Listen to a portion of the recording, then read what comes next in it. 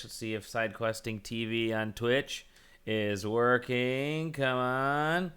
Oh, it says live. No views. Is there audio? Just how I like. Yes, there is audio. I just heard it. So my local representative. Can you see the video on Twitch? Mm-hmm. Yeah. And there's audio. You can hear us. Oh, shit. Yeah. All right. So my local representative for government got caught drunk driving a bunch of times, and the second time he got caught, he accidentally revealed that there was a cover up within his party to try and hide it. And so people were like calling for his resignation and demanding accountability for the political party. And then it turns out, do you guys have MAD in the States? Mothers Against Drunk Driving? Yeah. So we have that up here, MAD Canada, and they're being suspicious. They're being suspiciously silent on the fact that this repeat drunk driver is a representative of a populace. And it turns out that the former national head of MAD Canada is in the same party in the same province as this guy. How the turntables. So there's a big old clusterfuck going on right now. Hey, Hugh McKay, what's going on? Still drinking? I'm just getting ready to tweet this shit out, so give me a second here. And then I'll actually do the full, actual jumping in moment. But anybody else have a story before we get started? Before I do the intro? Nope. Shit. Damn, we really needed another story, you guys. I guess I'm really only here because I don't have D&D today. Usually I have D&D Thursdays. Okay. I do DMs, yes. No, I do D&D at work every other week. Yeah. Yeah. Saturdays for me, but we're on a 3-week break. Dang. Yeah, there's a point there that I had 3 going, and then one flaked out because one of the players got coronavirus. No, this was back in December or January. One of the there's a couple in there. One was a DM, the other was a player, and they were engaged, and they broke off. Ooh, yeah, that got testy. Who the hell is that? Some ASMR again? Fucking yeah. Yeah, baby. Wait, which guy's that? Those got everything, dude. That Eberron one. Oh, I gotta get it. Oh, dude, nice. So good, so good. Welcome everybody to the Side Quest, your weekly journey into video games and video game coronavirus and your coronavirus update. Your weekly coronavirus update. And this is SideQuesting.com's awesomest podcast. So sorry. Did you guys see that news article from the Corona Beer Company? No. They offer $10 million for people to stop calling it the coronavirus, and an additional $15 million for whoever made Bud Light virus catch on. Oh, that's awesome! All that gets is. What? You've been prepping that. I hit the wrong button. I was trying to hit this. Oh, there it is. Yeah, let's got a soundboard. I'm Dolly Demovsky. I'm a little redder on the camera, but that's okay. I'm also slightly more laggy than the rest of the folks. To my left is... yeah, that's you. That's you, dude. Hey. Rexley Peña Florida. Hello. That corner over there, that guy up there is one Aaron Twitch affiliate, Scratty Bones Kelly. Hey, hi. Dally, did you get cruise shits on your cruise ship? I did not. I did not get the coronavirus. Oh my god. And finally, Kitty Corner from Rexley. Get it? Kitty Corner is the person who's hotly expecting the upcoming Animal Crossing game, the one, the only Sam Dixon. Hell yeah, Animal Crossing. What are we, less than 10 days? 15. Which is less days. than 10. We're less than 10 days away from 15 days. Nice. Let's get Hi, back guys. into seat death. Hey, everybody. We're Oh. back. Sorry you had to live through my previous podcast, our previous podcast. It was a solo show because I was on a fucking boat and I was drinking, and I drank a lot of Corona on the boat just to be supportive and to show that I don't have any biases. So, Dad, come hang out with us on the pool. No, Dad's got to make a podcast. that's quite literally what it was. Hey, are you gonna join the pool? No, I'm gonna sit in the stateroom and I'm gonna I'm do gonna a sit alone podcast. and drink. I'm gonna talk about Spyro. And I was slightly inebriated, as you can tell. Crash Bandicoot. Crash Bandicoot. Yeah. So it's been a week. Boat doesn't Crash Bandicoot. Yeah, Oh, there it is. true. It's been a week. There's a lot of stuff going on. There's 4 of us on the show today, so the team has quadrupled from last week, and I want to get into, as usual, what we've been playing. We did our stories before the show started, and there was only one story, so. But let's get into what we've been playing, and I want to talk to Rexley and find out what he's been playing. I've been playing what Aaron's been playing for a bit there, which is the Division 2. Yeah. Ooh. Yeah, I kind of got back into it because I've also been playing Escape from Tarkov. Oh, nice. Okay. Which can get really stressful and really difficult, especially if you're. Go Yeah. ahead. No, go ahead. No, it's just I've been playing that for a bit and need something that's not as stressful but also shootery. So I got back to the Division 2. Completely forgot that the Warlords of New York expansion was dropping. Are you PC? That fucking thing. You playing on PC? I am. So, Aaron, I'm actually not playing it just yet. I just reached level 30. Well, let me tell you about this because this will just cover me, and then you can get back to talking about your experience. So they released that expansion 2 days early from the advertised date, and didn't let it. Nobody had touched it before. There was no beta period or anything like that because they didn't want leaks out there. And so what they did was they took the story. The way they set it up is a helicopter lands on the fucking lawn of the White House, and the pilot's like, "Hey, we gotta get to New York. Some shit's happening." And so you're like, "All right." So you get on the helicopter and go to New York, and then you get there, and it's like, "Yeah, once you're here, you have to finish the DLC before you can go back to DC. DC, where all the multiplayer shit is. Like all the PvP like gear grind stuff is in DC, and this is just like a self-contained map, and you cannot go back." Which, fair enough. It doesn't seem that long, except for the fact that they tied story beats into talking to specific NPCs, and they released the game broken, so the fucking talk button didn't work.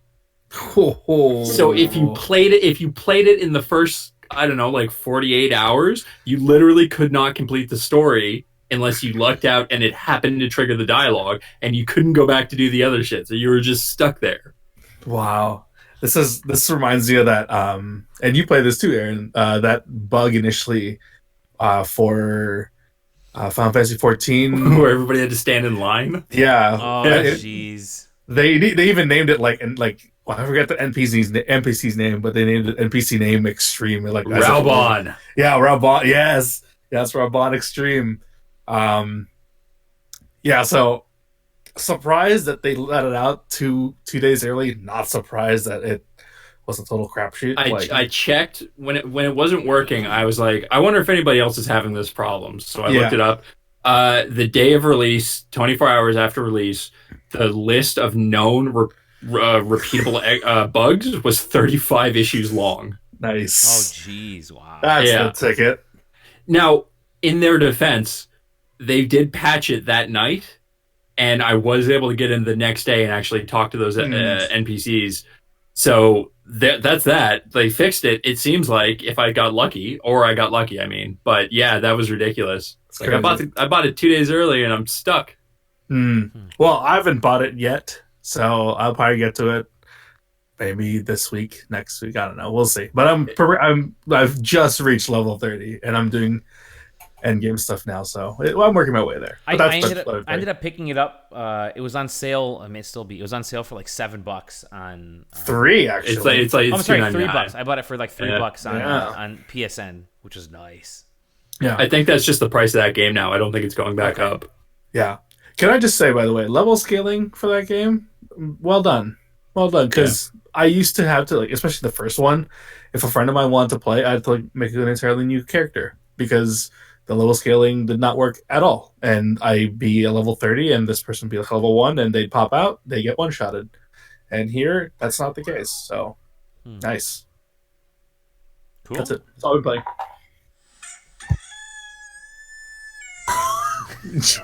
Somebody needs to take that away from him. This is like your money. Like you're getting your money's worth from this soundboard. Thank you. Oh boy. They have a meme soundboard, and like the first one on this 2020 meme soundboard is. And once again, asking for your financial support. Oh wow. That's Of course awesome. it is. Button. That's a button. Hey, find us on Patreon. Once again, asking for your and once. Oh, geez, that's awesome. Anyways, cool. Okay, so Escape from Tarkov is the other one, huh? Yeah. Sorry. It was like it's a weird thing. But yeah, it's been Bernie's that a weird one's- thing. Yeah, throwing you out there. Sorry. Yeah, no, it's been pretty fun. When the servers are nice. Okay. Because it's in beta, because of the large influx of players that are coming in.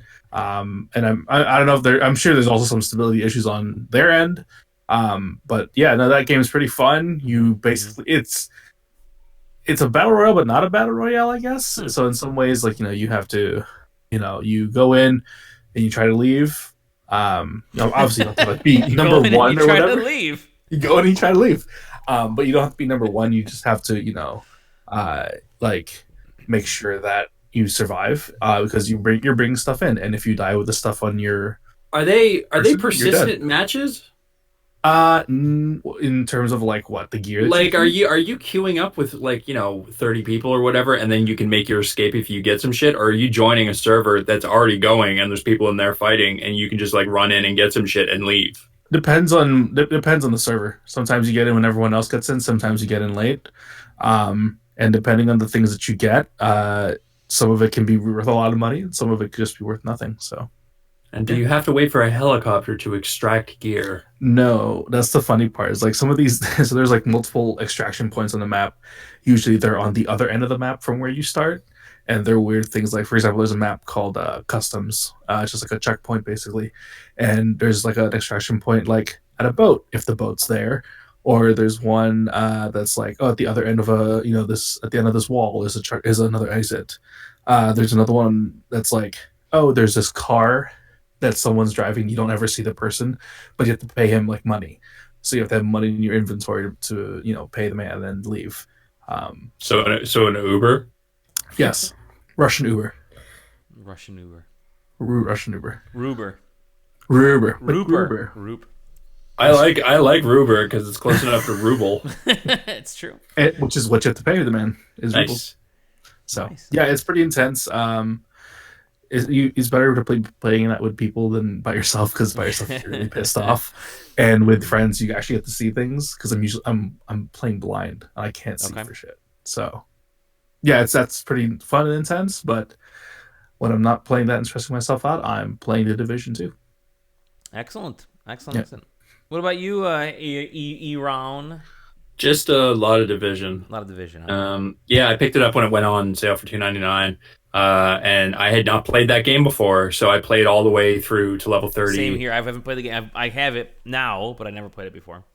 Yeah. So I got up to the level cap, and then I did like essentially all the story quests. And then the night that they released the expansion early, I just finished like the last story thing, and I was like, oh, sweet.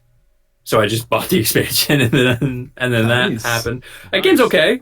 That game, I very quickly got into the habit of like doing a mission and then turning it off, because like that game shoots really well and it moves really well and it looks really cool. But man, from level 1 to level 30, is that a lot of the same game? Oh, for sure. I totally agree with that. Oh, this guy's doing a bad thing, and we need you to go and make him stop doing that bad thing. Mm-hmm. And we're going to run in here and call it 8 to 10 instances, maybe 15 instances of you running up to chest high cover when people can't see you, and then you throw a drone and a turret and then shoot everybody, and then you do it again, and then there's a boss and he's way stronger, but you do it anyway. I can see that. Yeah. I will say, when I was playing that game, it's a lot of it's like I'm doing it while doing something else. So I'm like watching something on Netflix. Or Sure. whatever. It's a great game to like not really put so much effort into it. You just push them through. I got into the habit of they have a so that game's not really online technically. If you're not playing with people that you've Really? invited into your game, or you're playing, or they've invited you into your game, you don't see fucking anybody in the world. Like you see them in the bases, like the safe houses in each different area. But as soon as you walk out the door of that safe house, they are not in the world. But the game has a feature where you can call for backup, and that pings everybody's map. Basically, there's a little button on there, and you can just respond to a call for backup, and that just hits you with a loading screen, and then you are with that person. So I do a lot of that. Like I see people who are like, and it tells you what they're doing too. It's like it'll say like if they're just out in the world and like some dude shoots them, it's like they're Dali Domovsky in free roam, and it's like, well, I'm not going to do that because I don't give a shit what he's doing. But if they're in a mission or something like that, it'll say the name of the mission and the difficulty, and it's like, well, I remember that mission. That was pretty fucking tough. I guess I'll go help this hop in guy. and help him out. Okay. Yeah. That'd be good for folks like me who suck at FPS, but still like playing them. Well, it's not an FPS, third person I mean, shooter, but yeah, I totally get it. Shooter. That's why I don't do the Dark Zone, which is like the multiplayer. I did the Dark Zone. That was a mistake.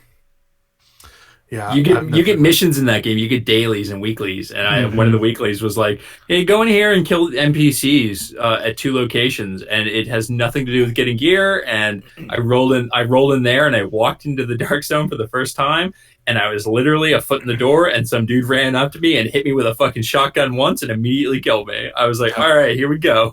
Yep, Nice. That sounds like the quintessential Dark Zone experience. I do miss from the Division 1 a mode they had called Survival, which was you could actually do this one PvP or PvE, but in the PvE version there would still be other players with you, but you'd basically start with no gear. You run it. This is the battle royale part of it. But you'd go in there, you'd find as much gear as you can, and then you try to get out with the gear that you have. And some of it you'll take, some of it won't go with you. I forget the algorithm for that. But if it was PvE, what you would have to deal with, or actually this was in PvP too, what you had to deal with was these like elite NPC bosses that were like as loaded out as you in terms of like gadgets and weapons. And I enjoyed the hell out of that. Never enjoyed the Dark Zone, but Survival was like the best part of the Division 1 for me. So hopefully they bring it back. In like Jurassic Park, I don't even remember what the scene is, but like some dudes get up to some shit, and then it cuts to the Velociraptors, and they all perk their heads up and look. That's the Dark Zone when you're trying to get gear out of there. Okay. It calls a chopper in. You gotta hold the line and like essentially wait, because if you get killed while you're waiting to extract gear, you drop it and somebody can steal it. And the only way to get it out is to essentially attach it to a fucking helicopter so they can fly it away for you. But as soon as you call that helicopter in, the whole Dark Zone gets an alert going, "Hey, there's a helicopter and it's coming in right here. You have 2 minutes and 30 seconds to get there." And it's just like, whatever you're doing, everybody's just like, oh, gone. Let's go get that. Mm-hmm. Well, it's even worse if you try to hook it right on the helicopter, and as you hook it, bang, you just get one-shotted. Worst feeling. That's why I don't do it. It's too frustrating. Especially if you're just playing by yourself and not with a group of people, which is the usual MO of whoever, or most people who play Dark Souls, they go in as a group, unless they're like really heavily loaded out, which nice, good for you, but not I'd like to but I've done this a couple of times. So the game has built-in mic, and nobody really, it seems like nobody really uses it. But every time I catch somebody who uses it, I throw the Canadian accent on really hard and pretend that I'm I'm a division agent from Canada here to save America. Oh my goodness. So there was like this one time when this dude he was running around and he did a call for help in a mission.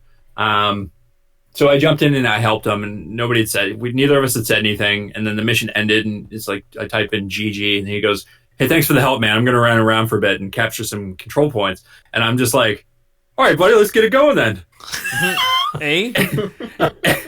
And then we just run around, and he's looking for secrets, and I've already done this map, so it's like I'm waiting, and I'm showing him the spot where I know he's gonna get confused, and then like he runs around and looks around for a bit, and I shoot my gun a few times, and I see him poke his head out and look at me, and I'm like, "It's right over here, buddy." Oh fuck. into the mic. And I just keep doing shit like that, and it's amazing. I wish I could get a Canadian flag patch for my character. Pretty sure you get a Mountie hat though, or at least something that looks like it. Something like that. The yeah. wide brim hat, like that's Smokey the Bear almost. Ooh, Hey, why don't you come over here and we'll kill some bad guys and have some poutine there, eh? Oh, yeah. You know what poutine is, right, kids? I know we're it's a post-apocalypse and we can't really get cheese anymore, but we can make it work.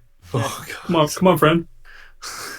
So Division 2 is popping. That sale helped get a lot of people into it, which is good. So I think I'll give it a shot soon here.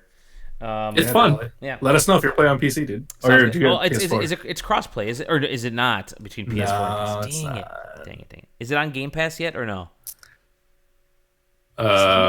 Game Pass is usually crossplay. I love that. That's a question, by the way. Is it on? Is Division 2 on Game Pass? Hey Siri, is it? Oh, she actually answered me. Holy crap. It says soon. Okay. Stu trademark. I want you guys all to every listener out there, turn up the volume really loud right now. Jeez. Oh, okay, God. ready? Hey Alexa, buy The Division 2 for PC. That's all I got. There you go. Good luck. Cool. What else? Anything else you've been playing, Aaron? Nah, not really. Okay. Sam, what about you? Yeah. Well, hey everybody, actually, it's Sam. Hello. Hi, Sam. Good segue. I will say I did play The Division back when Good it came segue. out. Good segue. You mentioned me. No, I was gonna mention about Games Pass, but I just wanted to mention for at least consoles, did they ever fix the threat situation and the aim situation? Because the reason we stopped playing as a group was when that first raid was released. Aiming was slower on consoles than it was on PC, so it was actually impossible unless you had like laser precision to beat the first like big bad in that raid, because he turned around too quick and you couldn't aim at his back. You had to like pop him in the back or whatever to make him fall to his knees, but you couldn't do that on consoles because you weren't able to transition fast enough to actually make it happen. And my group was like, "That's cool. We'll play it when it gets fixed," and then never went back. So There I don't know if they were there at the time, but there are settings in the menu now, even on console, that like you turn the aim sensitivity way up. So yeah. I just remember that was might like a huge thing for like a week, and then I was like, "Yeah, I guess we're all done with the Division," so not going any further with that. Not playing anymore. But for the actual good segue, so I've been going through, and as Game Pass allows you to do, I just downloaded like way too many games, and so I was like, all right, I've only got like 500 gigabytes left on this hard drive. It's probably time to start clearing out some of the olds. So there was a couple that I turned on for like 10 seconds and then deleted because God knows why I even downloaded them. But the two I've been playing are Crackdown 3 and Crosscode. I know, getting into some real 2018 stuff. Crosscode. Out here. So Crackdown 3, any of you guys play that game? No. Hey, don't. Since E3. So isn't Terry Crews in that game? Yeah, yes, he is. And he says all your favorite Terry Crews isms, like "Welcome to America's Got Talent." That's all I know. Yeah, yeah, I don't know. So that game is not good. It is a lot of repetitive stuff. I know that there was definitely the way I was like clearing out the map before I quit the first time was like very like, oh, I'm going to try to finish this whole game, like do everything. And I played about 4 missions that were the exact same, and I was like, yeah, I'm just going to go ahead and try to beat the boss. And the scale of difficulty in that final, like, I guess you could call encounter is so like askew. You need to be at least a certain level or defeat a certain number of bosses to like make pathways into this final tower. You have to scale to get to the final boss. And don't get me wrong, I'm sure somebody out there can like, sequence break or do some nonsense to get up that tower without like beating any of the other like mini people.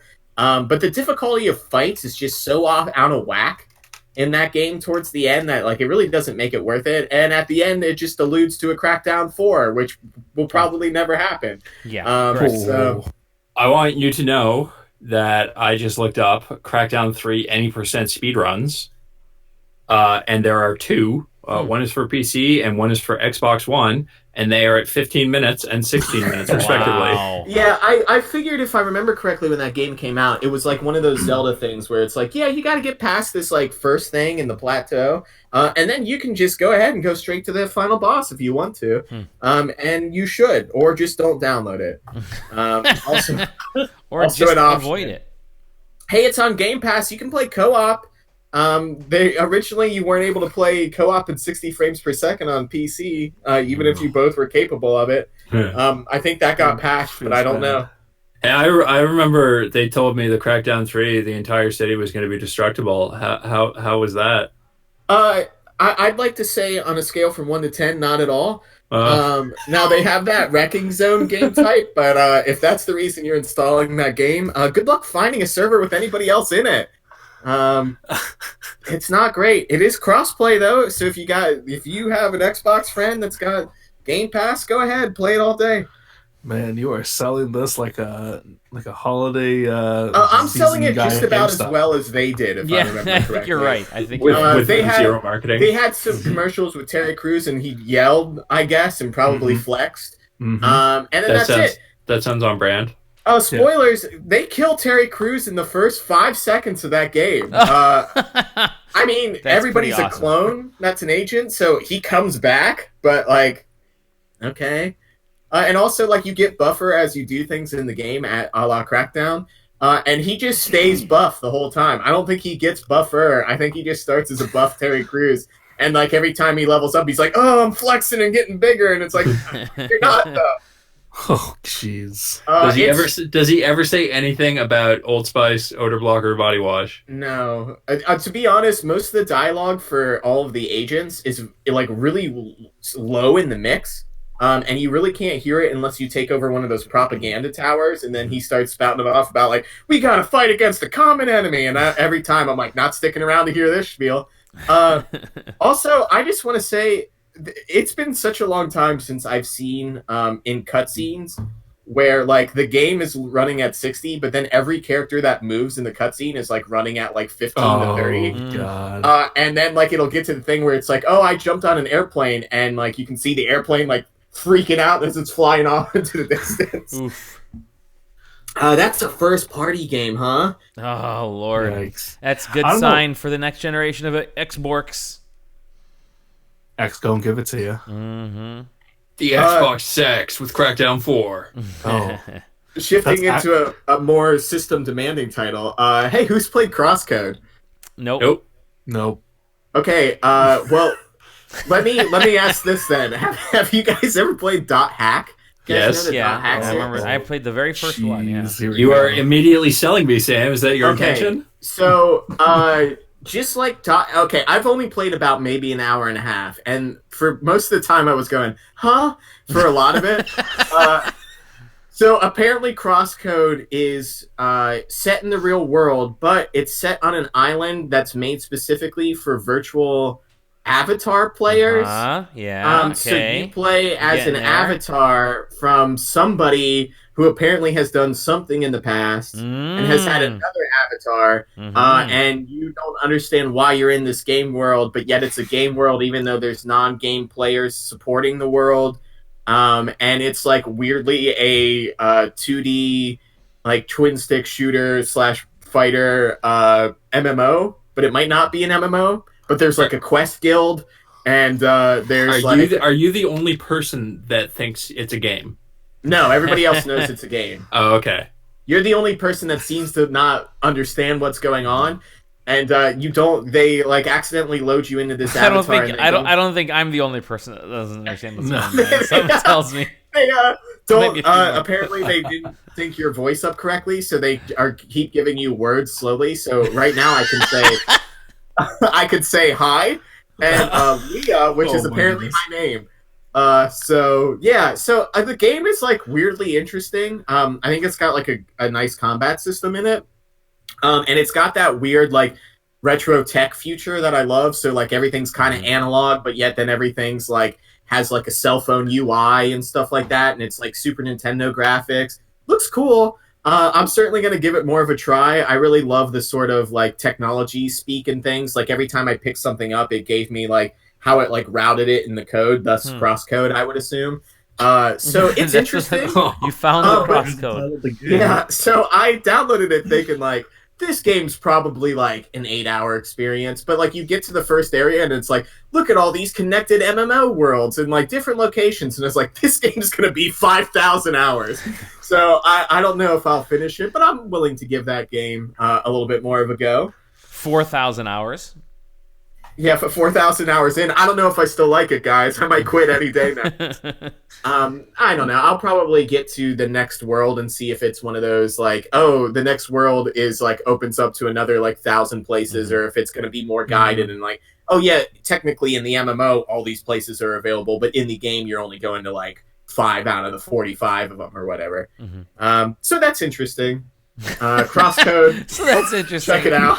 I I just don't know how to really sell it any more than that. Marketing it better than anybody else has so far. Yeah. It's an indie title, and no one's juddered during a cutscene that wasn't meant to yet. So we're good to go there. The last one, which should come as no surprise. First of all, hold on. This sounds like a Japanese anime-ish type of game. Is that correct? Oh, yeah. So there are boobs everywhere. How many times did I say Avatar? Did it take you to think that it was just an anime-inspired art game?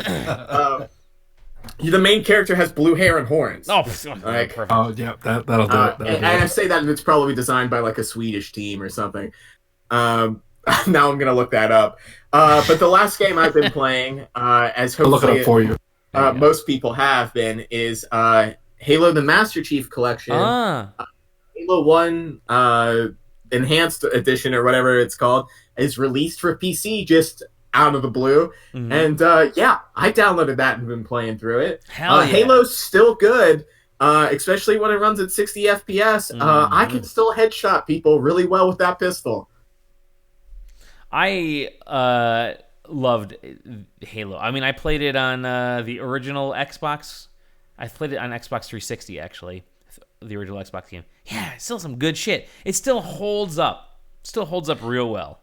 You know what's crazy is I started that game, and you can play it in either the Enhanced Edition or the, like, base graphics. Can flip back and forth, yeah. And by default, for some reason, it launched in the base graphics. And I was like, oh, I'm playing there. I'm like, they did a really good job of high-resing these textures. Then you tap the button. Like, yeah, and then I accidentally hit the start button, and I was like, oh, you guys actually put in work here, huh? There's a whole different art layer on top of this. And man, yeah, Halo's just good. There's a lot of stuff that doesn't make sense. Like, the layout of that first map is still bad. It's still really bad. I got turned around. I think it took me like 20 minutes because I kept getting turned around. And the only thing that tells you you're going the right way is there's not a sprawl of dead bodies. Don't go where the bodies are. Yeah. I've been here before. I go where the dead bodies are for sure. Yeah, so, yeah, Halo's still good, and it also reminds me that I played through the first 2 levels of Reach and went, man, I should play more Reach, and then stopped. Is this the part where we talk about the fact that Cortana can jerk Master Chief off through his armor? Because that was in one of the books. Oh, interesting. Wow. I brought this up in the Discord a few months ago when everybody was talking about Reach, and now that we're back to Halo Combat Evolved, let's bring it up again. So she can do a Reach around, is what you're saying. That's the DLC. That's where Nathan Fillion comes in. He's back. He's a ghost. He's back. You guys forgot him. You forgot him. He was in Castle at the same time. Y'all remember Castle? Nah, you just want Firefly to come back. We all know. Sam, Crosscode is made by Radical Fish Games, which is based out of Germany. Oh, Hell you were yeah. close. Hell yeah, dude. That's what I'm talking about. Hey, I tell you what, the Germans know how to make games, I assume. Crosscode, I honestly don't want to sound like I'm like making fun of Crosscode the same way that I was making fun of Crackdown 3, because I honestly think Crosscode is rather interesting. I just don't know how to tell people to check it out other than maybe go watch a video, and if it's for you, it's on Game Pass. Also on Switch. Also on Switch, and you can't go wrong with Switch. Nope. We're still on put Switch on everything, or put everything on Switch. We're in right? the Pets Initiative, but everything. Put Switch on everything is my favorite Instagram, where you just walk around and put Switch on things, take photos of it.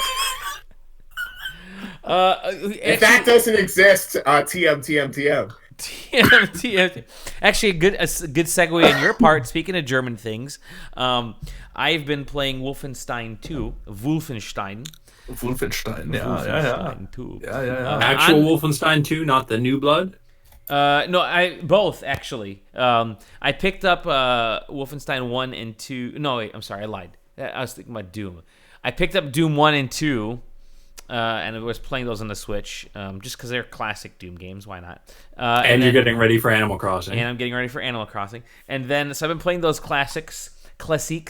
And then I've also been playing Wolfenstein 2 on the on Switch. I'm in the whole id Software Bethesda mode right now, in preparation for Animal Crossing, in preparation for Final Fantasy VII. So Wolfenstein 2 is really good. That's a really good ass game. It looks pretty decent on this. I'm still amazed whenever they port like a big giant ass game to the Switch and are able to get it to actually like function. Wolfenstein looks really the original Doom. I was completely blown away how they were able to get that to work. Witcher 3, obviously we've been, that's good on the Switch. So I figured I'd get through some of these non-RPGs over the next few weeks here before RPG apocalypse hits with Final Fantasy and other games. And so, Wolfenstein 2 is really good. The only problem on the Switch, and I was playing it on the boat, which is great because you can hang out next to the pool with a bunch of little kids running around, and you're playing Wolfenstein, and you're hearing fuck nonsense. And I don't mute that shit. That's the way to do it. I don't mute that shit. I don't mute that. Those kids need to learn. Those kids need to get hard lesson in zombie stomping. In Nazi stomping. It looks good. It's that I have the biggest problem is the fucking left or the Joy-Con drift. I have it on the right Joy-Con. Dude. So I have 3 sets of Joy-Con.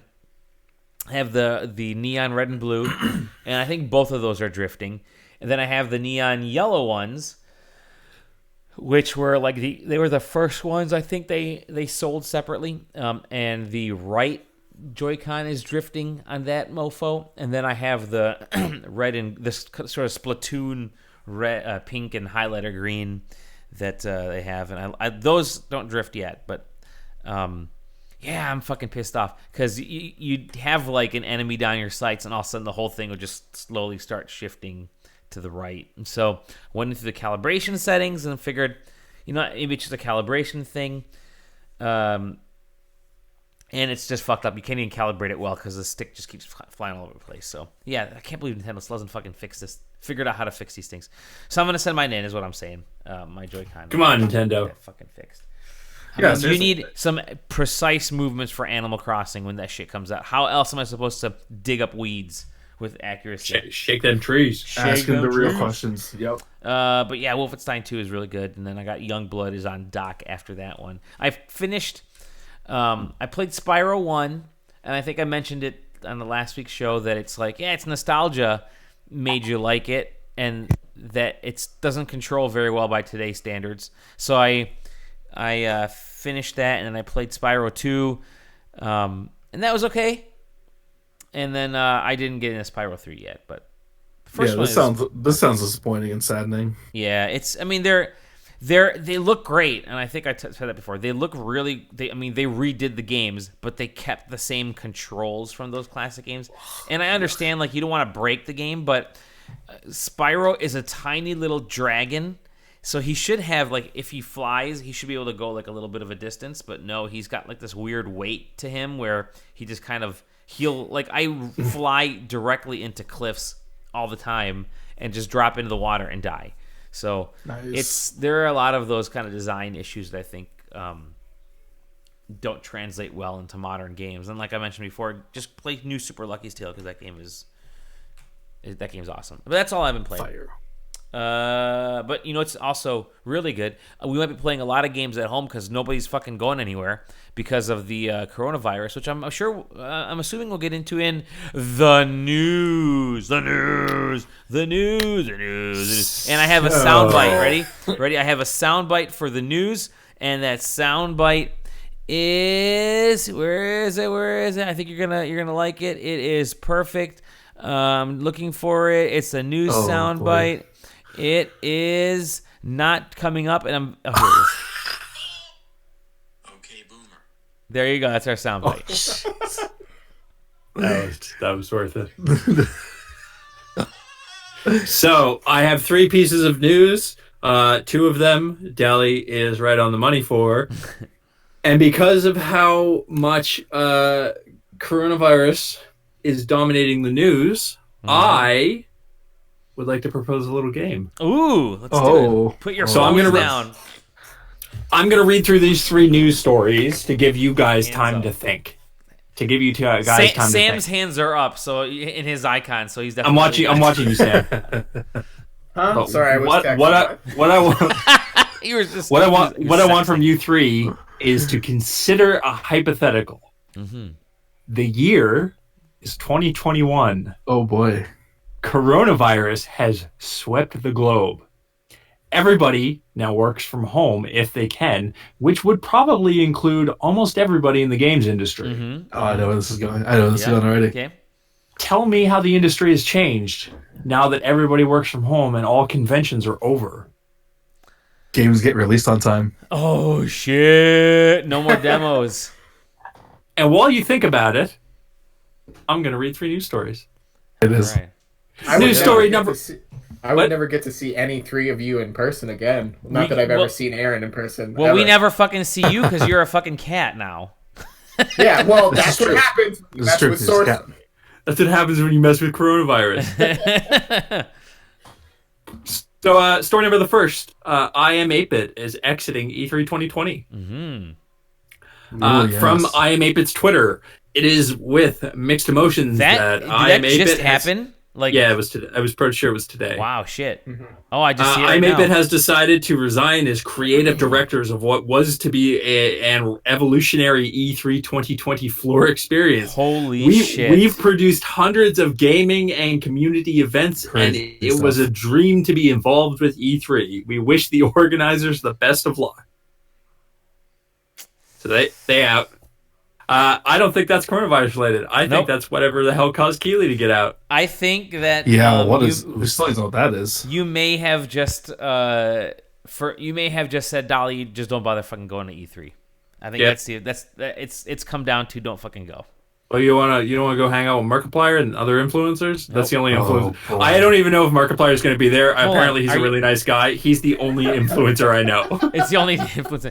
Are you telling me that Dr. Disrespect, PewDiePie, and is PewDiePie still a thing? I don't know. And Markiplier and all those people are going to be in one building in LA County where they're suffering a massive coronavirus outbreak. I don't know if we can get them all into one building and let coronavirus have it. That's so well, Dally. I mean, let's be kill off all the influencers. Let's be absolutely reasonable here. I'm not sure Dr. Disrespect is allowed in the LA Convention Center after last year. Oh. You're telling me the press room isn't in the men's restroom? Story number 2. Take-Two CEO Strauss Zelnick says COVID-19 could spark long-term change in remote work. And this was from Rebecca Valentine over at GamesIndustry.biz. Hi, Becca. Hi, Rebecca.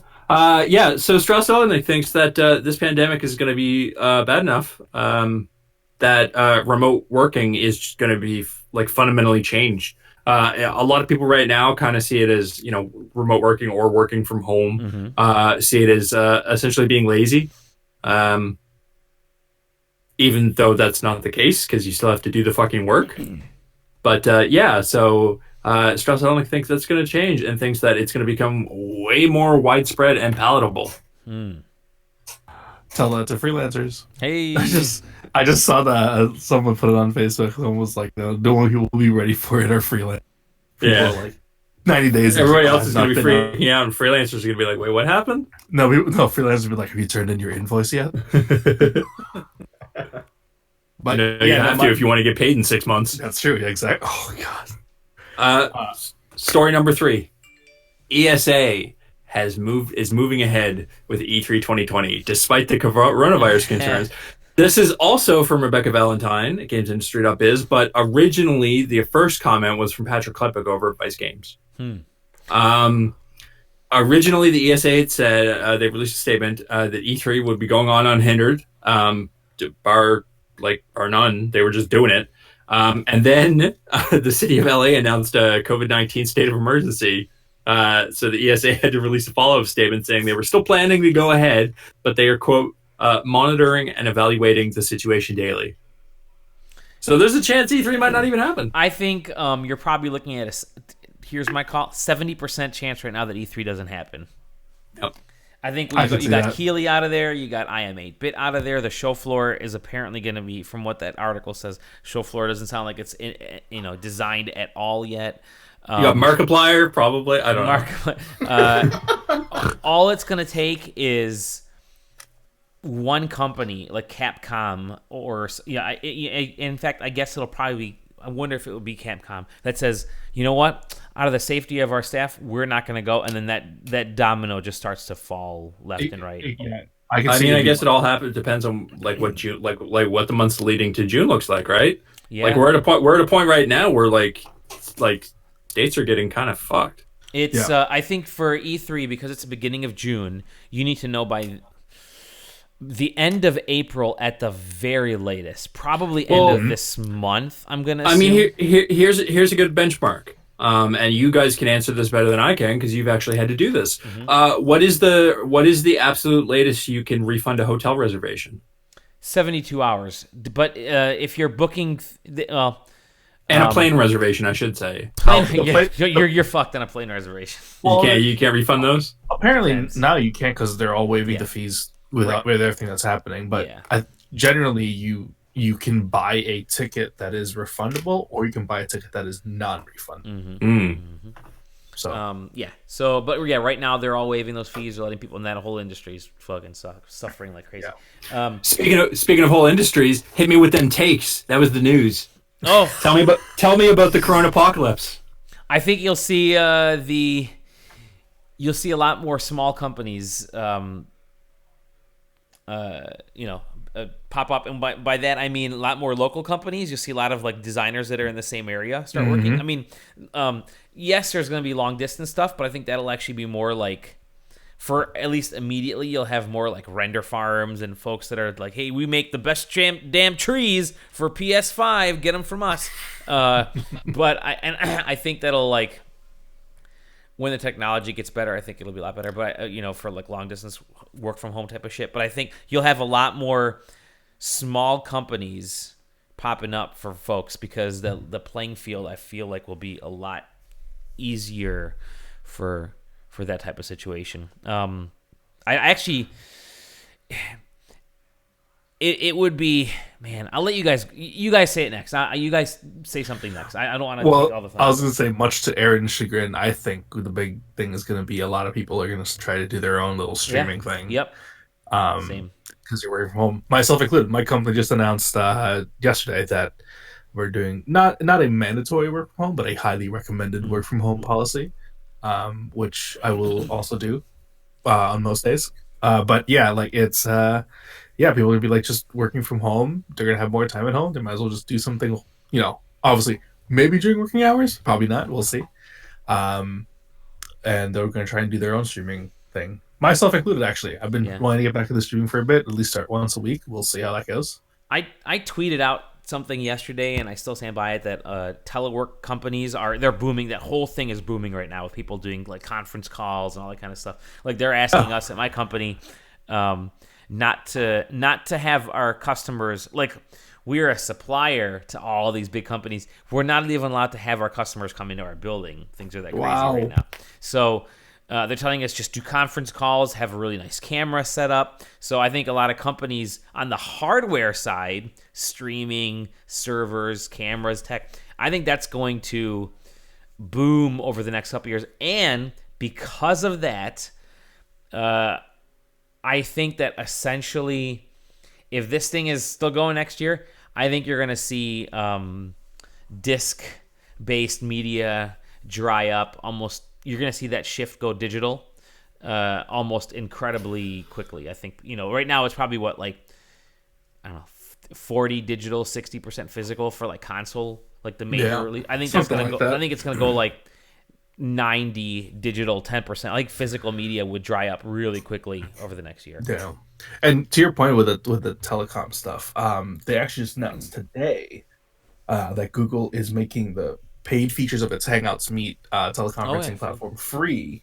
until July 1st. So this is something that could help a company like Google try to get Stadia off the fucking floor, because that's dead and buried. Which that's GeForce Now is getting a lot of bad press because they just kind of launched and didn't tell the companies they're launching with their products on there. But Stadia is deader than that. So I think this is something that could but they just acquired the CEO from Sony Santa Monica. You guys, God of War. No, I think this is something that could benefit companies like Sony and I'm sorry, like Google Stadia and Microsoft with the streaming stuff. So, what you got, Sam? I mean, yeah, I kind of agree. You know, it's getting into this issue now where I would have loved if you said, I kind of agree, and then that's it. If you can try something basically for free here now, right? So a bunch of companies that are not going to GDC, not going to E3, end up running their own things here. They're going to see the cost cutting benefit of it, and then also like the reasoning of like, oh well, if we just send out preview builds or whatever. Just send out a press blast that we were going to send out anyway, and then just put the video up. That's what fans want to see anyway. Like, think how crazy the E3 that we went to, Dally, where Cyberpunk was like the big talk. Yeah. And like everybody in the world wanted to go see Cyberpunk. But then like a month later, they just released that video online. And, you could argue, well, of course, they just cut a nicer version of it and had it running great. But like, that's all we saw at E3. Like, if anything, they showed more in that video because they kind of rewound and showed a couple things that they didn't show us in that briefing. So, like, honestly, from a consumer standpoint, if you weren't going to go to E3, this is almost better for you because you're going to see more things that maybe these companies were only going to show at the show as opposed to releasing online. That's a good point. I also think people are... Sorry, go on. Oh, no. My other point was just going to be, if you can prove that it works well this year, what's to stop them from doing it next year then? Once there's no virus or whatever, and people can travel, it's like, well, we could save like $100,000 by not going to it. We don't have to build a build, we don't have to fork a build so we can have it up there. Now, companies still will because they still show previews to press and at events like PAX East. Like, I don't think we'll see the death of something like PAX East because you still want those sort of consumer, like, go to events and, that sort of like, it sort of like rejuvenates the industry for that period. So I don't think we'll see those consumer-facing events. But even with E3's transition to wanting to be consumer, if no consumers show up and you've already exiled the press that was going to show up normally, it's really a combo pack for making sure E3's dead in the water forever. Yeah, I totally agree. I also saw something on Twitter today, something along the same lines. It's like, well, if big publishers they basically do it now, where they have like Nintendo Direct presentations, and then they just stick to that, and they realize, wow, this is saving us so much money. Why aren't we just doing this all the time? And you can control the story better. You can get You don't have any like broken builds in front of a live audience. Like you can pre-record stuff. There's no cringy moments. Thank goodness. It's really weird because like I remember as a kid growing up, like, whoa, I want to go to E3 and do all these things, and now we're like talking about E3 not actually being a thing, and it being an actual possibility at some point, which is crazy. But I think, I would not want to see if I had to choose between E3 going or PAX East going, I'd choose E3. Yeah, I'd choose E3. Well, PAX East is pure money, right? You get a booth there. Yeah. You can sell whatever you want. You can, people, every booth there is selling something.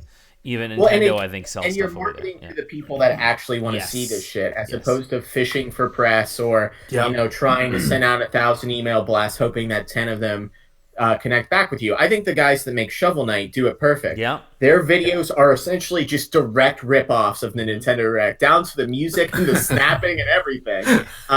And they're blatant about it, and they don't care really because their whole marketing pitch is like, hey, you guys love Shovel Knight. Here's an update for the fans that actually care. Here's our new games, because since you're the fan of our other game, you might be a fan of this one. And we're going to be at PAX East, so if you want to play, come play. So then the press that's interested contacts them, goes there, and, they'll send out the email blast that everybody gets, right? The sort of like, oh, here's the press list. We'll send the same one to everybody. Please schedule using this Google Doc. And then press will make things, but they're not constantly reaching out being like, hey, spaces are filling up, like, come on down, because they know they're going to have fans and they'll have press just walk up and try things.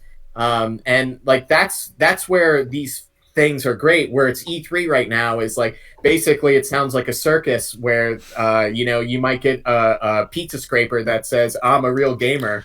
And maybe that a chance to buy like a PS4 Pro that has a limited edition Last of Us thing on it or some bullshit. So like, but they could do that at PAX too. Like that's the thing. Is E3 just seems like a money sinkhole at this point, and coronavirus, a literal virus, might be what ends up killing it. Yeah, it's just crazy. Like, now that you think about it more and more, like, if you're a consumer, right, and you want to go to PAX East and you want to go to E3, like, if you think about it, there's so little time between those two events that it kind of doesn't make sense to go to one if you go to the other, because you're basically seeing the same thing. Well, and you have GDC snuck in there, and you have PAX South in there, like the month before. Yeah, I remember having to do, like, when I was still covering tech, CES, PAX East, GDC, E3, PAX West, and that was it. Those 5 shows. And if I was willing to travel even more, there was like an opportunity to do Gamescom and TGS. Like, it's too crazy. So yeah, I mean, if the biggest gaming show of the year has to kind of go, I'm okay with that, because, man, yeah. And all it took was the coronavirus. All it took was a corona. And to be honest, the worst is yet to come in the U.S. with it, because it really is just sort of starting. It hasn't hit the Midwest. And we know it's coming because we got big cities there, right? Dali's here, man. It's here. Yeah, I know. I mean, everybody's got it right now. It's like The Walking Dead. It's like we all have it. It hasn't hit like Michigan, I should say, or Ohio, really all that much. You guys mentioned what your workplaces are doing. So I work at a university. This is a good one. I like this. So our university has been, first of all, frankly, gaslighting all of them about being prepared for it. But so we've had meetings recently about contingency plans. Like, we are going on spring break next week for our students. And, we have a pretty big international student population, and we have a pretty big, like, East Coast, West Coast population. So a lot of people from the LA, San Francisco area, a lot of people from, like, Massachusetts and on down throughout there. And so it's going to be a real question mark of, like, what sort of events we can host when these things come back. So we are also a university that does, like, we host out of our like schools events. So like if some sponsor wants to come in and rent our space, run our stuff, and like some of them are like, our local economy is pretty dependent on some of these bigger things taking place throughout like this sort of spring season. So we're at a crossroads where at some point, if there's like a report in our state, we might have to just end up canceling out and refusing that money, and also refusing our community that money, which is going to cause a lot of problems. And then we have the argument of like, well, if there's a case in our school, does that mean we have to shut down all of our sporting events, all of our sort of like hell graduation and commencement and all types of stuff like that coming down the pipe? It's gonna cascade, man. Yeah. So it's certainly like a really interesting dynamic to not even the games industry of like, all public events are in question, and we have to have backup plans of what does a basketball game look like when there's no audience, no audience, and what if the other school refuses to come down because there's a reported case in our area, and stuff like that. So it's going to be a very strange time for the next couple months, I think. You know what I'm finding kind of interesting, and this is, we're going off on a major COVID tangent here. Is that like, this is weirdly, it's the new reality. Like when you think about it, like there have never been there's never been this domino effect, or there hasn't been this domino effect for decades on this type of thing. I mean, yeah, there's been outbreaks of viruses and things like that have killed way more than COVID, but this one I think is hitting people differently because we're so tied into travel and face-to-face stuff, and tech is at the right point right now where it can take in stuff like VR, stuff like telecommunications. No, you stole it. You stole mine. Well, I'll just kind of finish up. I would say this is the kind of stuff that, it could very much become, because flu is seasonal and we've kind of learned to deal with it. But if viruses like this happen more often, then you may start to see at least in North America, the upper hemisphere stuff where things are colder this time of year, you may start to see stuff from like December until April every year be affected, where maybe there aren't conferences until late March, early April, or, May from now. Maybe things become more summer based, and in the winter and early spring you're fully tech. I mean, that could be the future going forward. So which is crazy because the new year brings CES, and that is a huge By the way, show. I am so surprised that there has not been anything. I know. About COVID. It's insane. That was a mess. What were you gonna say, Aaron? I think I stole your thunder a little bit. Mine was VR. I think COVID-19 is gonna save VR. It's gonna save VR. Nice. All these conferences and shit.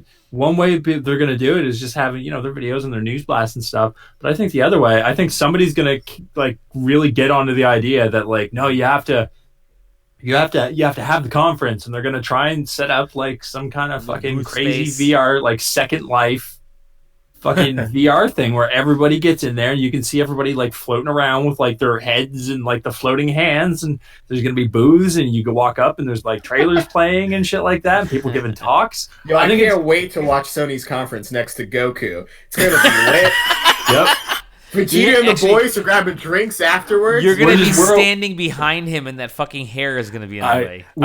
I'm just over here watching Cyberpunk's video, and like 100 fucking deformed Knuckles come running through. Like, I don't know what's going on. Can't wait to share the stage with Hatsune Miku, guys. Be a dream come true. Oh, you can do that already. She's doing hologram tour across America. That's true. She is. That's very true. She is. I don't like that I know that. Yeah. I don't know how you know that. She's playing Bonnaroo, isn't she? Yeah. She's headlining. Wait, like she's one of the big names? I'm pretty sure. I believe so, yeah. More power to her, I guess. Ask me. Oh, I'll tell you how big she is. I heard on the radio people talking about her after playing some of her music.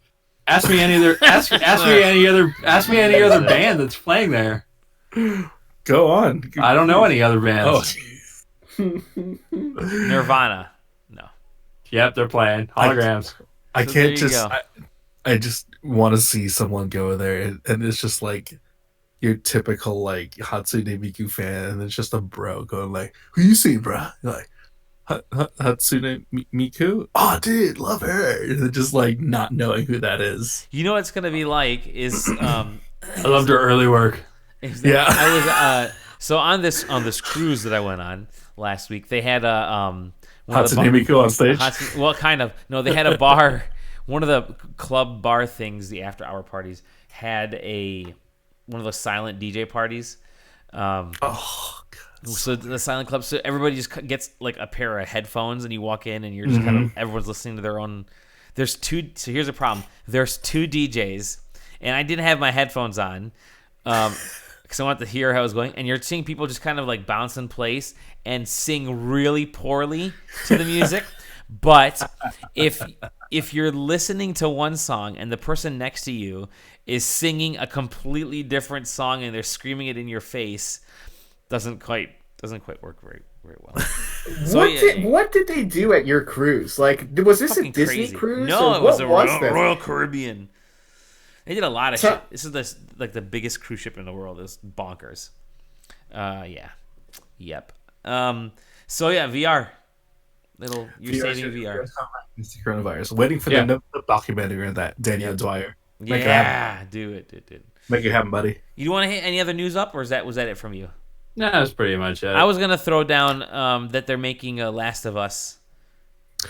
Yeah, from the dude that ran the Chernobyl TV show. Yeah, the best. Yeah, I guess this is replacing the movie that's been rumored for forever. Sounds like it. So Naughty Dog is making an Uncharted movie, so they'll make a Last of Us TV show. It's from Sony's was it PlayStation Television Group thing? Yeah, one of the you guys remember Powers? Yeah, how about that hit show Powers that got 2 seasons, I think. Oh, you guys remember that from the Sony Entertainment Division? Hell yeah. I unfortunately do remember that show. Actually, if I remember right, the first couple episodes weren't bad. Yeah. I mean, it was a fine premise. Was it based on a comic, or was the comic based on the show? You're asking the wrong crowd, Dally. Let's see here. Ghost of Tsushima is coming June 26th, which means Sony is just blowing out their entire load the first 6 months of the year, and they said, that's it. Just get it all out there. Everything we told you, bam. Which leaves the complete rest of the year open for the lead up to the PS5. If production can get underway with the coronavirus. But yeah, you're crazy. That's gonna be they're clearing everything up. Same month as like 2 or 3 weeks after E3. Mm-hmm. After what's left of E3. What's left of E3? Because Sony's not gonna be there, of course. Sony ain't gonna be there, and like I said, so speaking of Sony, by the way, happy 20th birthday, PS2. Happy birthday, PS2, the best console ever. What else was there? I think that's it, really. Nothing too crazy. Basically, I'm just trying to see if I had any other news. Riot Games showed off Valorant, which is their Overwatch. Yeah, that's their Overwatch, yeah. Oh, you know what happened? The minute after I uploaded the podcast last week, after saying I wouldn't be surprised if GDC gets canceled. GDC got indefinite canceled hiatus. A half hour after, postponed to summer sometime. GDC is your E3.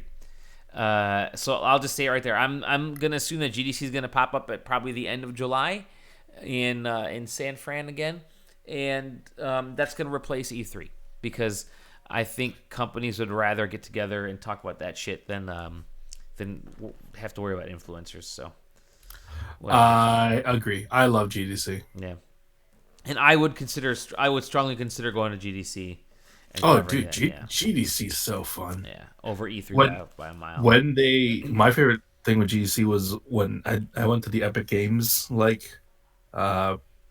keynote, and they were showing the the tech they were using to capture the face for what is the name of that game? Fortnite. No, Senua. Oh, Senua. Oh, cool. And like they were showing like the female character. I've never played, so I don't know her name, but she was making like those facial expressions, and we thought it was all a pre-render, and they were like, nope, it's real time. She's like right there, and they pulled down the curtain, and like and there she was like behind the curtain. Yeah, and she had like the camera rig and that's like cool. It was amazing. Like that was some really cool stuff. You would never see that at E3. You always get the coolest shit. The coolest shit at GDC. Yep. Rest in peace, E3. With that said, you can rest in peace this podcast. We're all done. We did it. Next time we talk, there's no game coming up between now and then, is there? Between now and next, I don't think so. But the week after that, it'll be Animal Crossing Eve that we'll record. So we'll just be here on our Switch, just waiting. It'll be a live stream until midnight. We'll start at like 11:50, and then go from there. Yeah. With that said, enough for that. We'll see you all in the next episode of The SideQuest. You can find us at sidequesting.com, SideQuesting TV on Twitch, on YouTube, blah, blah, blah, blah, blah, at SideQuesting on the Twitters, SideQuesting on Facebook. We have a Google Plus page, I think, still, maybe, I don't know. Even, like, I think that we're on the Gram. Let's see, I think we also have a Byte.com. You can find me at Dolly Domofsky. Where can we find you, Rexley? You can find me on Twitter at Airdew. That's HeirDeux. What about you, Aaron? You're muted, bud. No, he's not. Goddamn microphone. You can find me on Twitch and Twitter at ScrattyBones, and for the next probably couple of days, you can find me in the Division 2 at ScrattyBones. We're going to find you, Sam. You can find me at ScrattyBones. I also and Twitch.com. come find me at affiliate link twitch.com/the Scratty Bones. At Markiplier.com. At Markiplier. At Markiplier.com. I really got to learn any other influencer's name. Yeah. If we're calling out influencers, shout out Sacriel, the only Twitch streamer I actually subscribed to for because he's great at Escape from Tarkov Education. There you go. Let's talk about the biggest influencer at Tom Johnson. The man who's glad that E3 will be canceled because he doesn't have enough shoes for it. Yo, shout out to Tom and that meetup for that shoe game. Man, that is insane. By the way, those shoes he's wearing, pretty expensive. Tom, I don't know anything about shoes, but I know you have an impressive collection. Those Off-White, the Air Jordan ones that he's wearing, on resale value, according to the website Goat, you can buy them new for $3,270. That's probably worth more than my car is. Yep. That could pay my rent for like almost an entire year. Hey Tom, sell those shoes. Sell them. I don't care how fly you look. Sell those shoes. Pay for anything you need to pay for. Sell them to me. I'll buy them at like 99% discount. There you go. Tom. Is this why you won't come on the podcast anymore, Tom? Because you know we're going to razz on you about your shoes? I'd love to talk to Tom about shoes. I want to talk about shoes. I don't understand shoe culture, and Did Tom get those Sonic shoes? No. Oh, I should have. Yo, how much? I'm going to tweet at him right now. Those Sonic shoes are worth that they were showing off at E3 a couple years ago now, right? Oh. I bet you those are pretty good on the aftermarket. Add that Tom Johnson. Tom, did you get those Sonic kicks? Let me tweet at him. Let's all do it. No, we all tweet at him except for Sam. Dude, those Puma X Sonics, they're only 120. Come on. Really? Are they still available? Yeah. Can you get them in 16s? Can you get them in Damn, 13s? size 16? Yeah. Oh, Dally, you size 13? What's up? I put my feet on camera to prove it, but apparently that will get us banned on Twitch. So. We'll get back. With that, we'll see you next time on the SideQuest. Bye. Bye. Look out, they're coming. There's no size 16. No size. Are there 15s? I can make a 15 work. 14. Do you have to like limo shoes, like where you saw in half and then add a bunch of sheet metal to the side? I spend too much time on Amazon looking for shoes. His shoes are actually Corvettes that have been stretched. Look at how big this shoe is. Look at how big this shoe is. I'm just showing off. Oh my god. Dude, that is huge. That's actually the size of the city of DC. I was just about to make that joke.